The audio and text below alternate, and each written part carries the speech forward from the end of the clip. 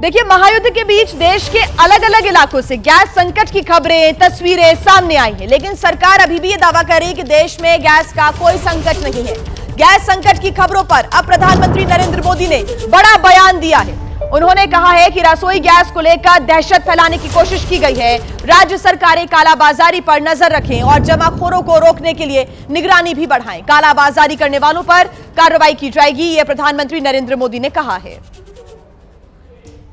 हमारा हर संभव प्रयास होगा कि देश के किसान, देश के नागरिकों के जीवन पर युद्ध का कम से कम प्रभाव पड़े। साथियों, आज के इस अहम समय में, आज इस मंच से मैं राज्य सरकारों से भी एक अनुरोध है। ये जरूरी है कि कालाबाजारी न हो, अफवाहें न फैले, इसलिए स्थिति की गंभीरता से मॉनिटरिंग आवश्यक है। जो कालाबाजारी कर रहे हो उनके खिलाफ बड़े एक्शन भी होने चाहिए।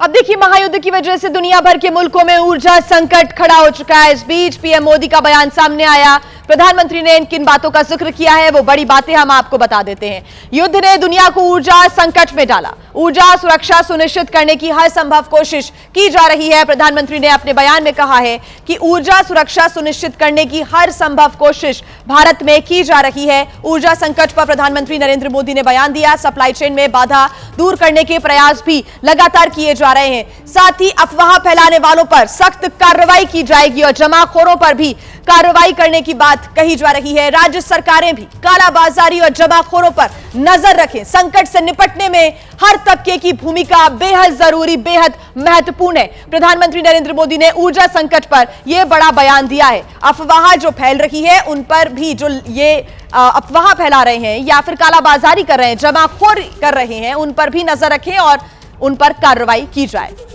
तो देखिए, आपको बता दें कि कैसे यहां पर भ्रम, सिलेंडर खत्म, जल्दी बुकिंग करें, इस चक्कर में लोग लंबी लंबी लाइनें लगा रहे हैं। ये अफवाह फैल रही है। सच क्या है? जमाखोरी रोकने के लिए 25 दिन की बुकिंग लागू है। 25 दिन बाद ही आप अगला सिलेंडर बुक कर सकते हैं।